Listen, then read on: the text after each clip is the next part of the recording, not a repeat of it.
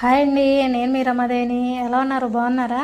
మీరందరూ బాగుండాలని కోరుకుంటున్నా. సంక్రాంతి వీడియోలు అయితే ప్రతి ఒక్కటి మీకు షేర్ చేశానండి. ప్రతి ఒక్క వీడియో అనేది మీ ముందుకు తీసుకొచ్చాను. నేను ఇంట్లో ఏమేం చేశాను, పండగ ఎలా సెలబ్రేషన్ చేసుకున్నాను, ఏంటిది మొత్తం మీతో షేర్ చేసుకున్నాను.